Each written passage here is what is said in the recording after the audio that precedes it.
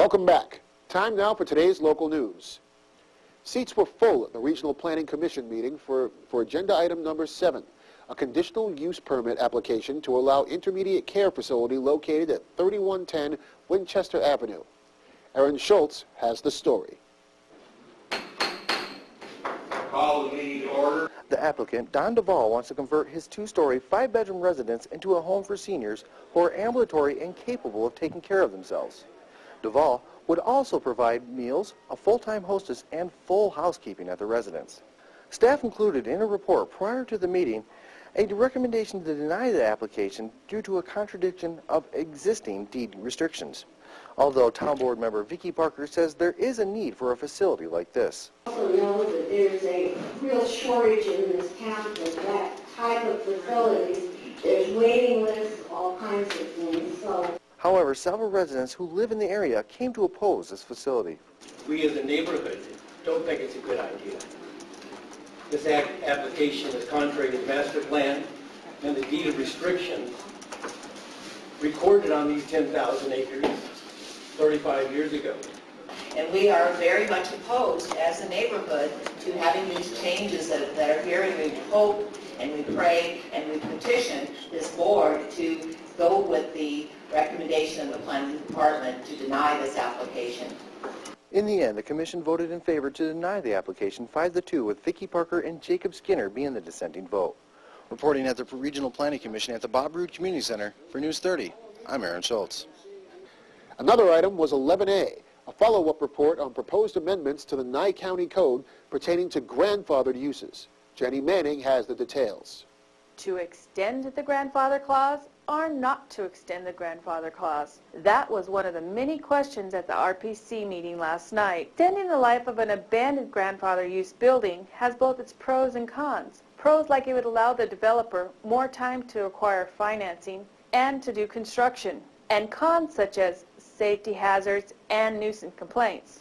The board was unhappy about the fact that the changes to the grandfather ordinance were too vague in many areas and wanted it to be rewritten before they took action on it. However, the board did take public comment. We're talking about a hardship, and we fail to recognize is that we created the hardships with the master plan. You know, the hardship is not on the business. We created the hardship by adopting a master plan that was, in my opinion, this is just my opinion, poorly conceived and poorly planned out to the unique characteristics of our community. You know, to me, I don't care. It makes no difference what everyone else does, because there is no community quite like Pahrump. A rule-setting community with large lots. The average lot is at least 1.25 acres, and most people live on at least 2 acres that's spread out, where you had businesses set up. And I want to stick to the point, because I know you're going to time me, is that what we're doing, and only time will tell if I'm right, is we're systematically taking away all of our business inventory. And the problem with that is that these businesses were in a location, a business building, a commercial building, went in a location, people either moved there and knew it was there and lived quite happily while it was there. And now, for some reason, it's not and everything. We want to take the property value of those business buildings away. And what I'm talking about, and I can understand that logic, I can, but what I'm saying in these unique times, and why the master plan was poorly designed in my opinion, because it set all the business locations where we have no infrastructure, where we have no utilities, to where the backbone of this community for a recovery is in small business. And small business, I'm telling you right now, cannot afford to open up in the options that's left. The grandfather clause will be back on the agenda, and if you have an opinion on this matter, please be sure to show up at the RPC meeting. For News 30, I'm Jenny Manning. We all know there are codes and ordinances, but until now, there's been no way to enforce them. Jenny Manning takes a look at how the RPC plans to change that. Ordinance 229 is the ordinance in which the Pahrump Regional Planning Committee was formed under in September 2000. And from that time on, the ordinance had been amended no less than 30 times. And it may just have one more amendment to add to that number if the Board of County Commissioners approves the Regional Planning Committee recommended changes to the ordinance section pertaining to enforcement and penalties. Changes that would basically give the ordinance some teeth and give the few people that refuse to comply with code compliance a reason to do so. The amendment is more detailed about codes, citations, procedures, among other detailed workings of the code administration. The bill will go before the Board of County Commissioners, and if they pass it, it will go into law. If you'd like to learn more about this bill, you can read the minutes and backup from the Regional Planning Committee meeting on the county website. For News 30, I'm Jenny Manning. Proposed amendments to the zoning code could move any new correctional facilities well away from residential areas. Here's more. Agenda item 11C at last night's RPC meeting was a follow-up report on proposed amendments to the Nye County Code pertaining to incarceration facilities. These amendments were proposed by Mr. Bob Howard at the RPC's December 9, 2009 meeting and suggested that some restrictions be put back into the zoning code for an incarceration facility.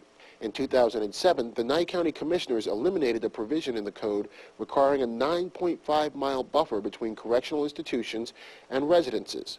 This allowed the Corrections Corporation of America to obtain a zoning change for its property at 2250 East Mesquite in July of 2007 and begin construction in May of 2009. Due to concerns of the CCA's possible expansion of their facility, Mr. Howard's proposal suggests that correctional detention facilities have a 7.5-mile buffer. Minimum security prisons would have a 15-mile buffer, medium security prisons would have a 30-mile buffer, and maximum security prisons would have a 50-mile buffer. Due to statements made during public comment and by members of the RPC, they voted unanimously to direct staff to prepare draft amendments to the ordinance with particular attention to adjusting appropriate distance requirements for any correctional detention or prison facility. For News 30, I'm Carl Carter. There was a vehicle fire today on SR 160. Here's Trooper Walker with the details. Basically, we have a pickup truck pulling the travel trailer. Gentleman had some of his toys loaded on board. Ended up with bearings going out on the left side wheel and axle on the trailer. Started a trailer fire, and then after that he was loaded with racing fuels and other gasolines. That caught fire, then it set everything pretty much fully involved blaze with the trailer. He was able to separate his pickup truck. He got a four-wheeler out of the back of the trailer before it got too involved, but he lost his sand rail and of course everything else that he had up forward in the trailer. And at this time we still have a little bit of a blaze because the racing fuel doesn't want to go out.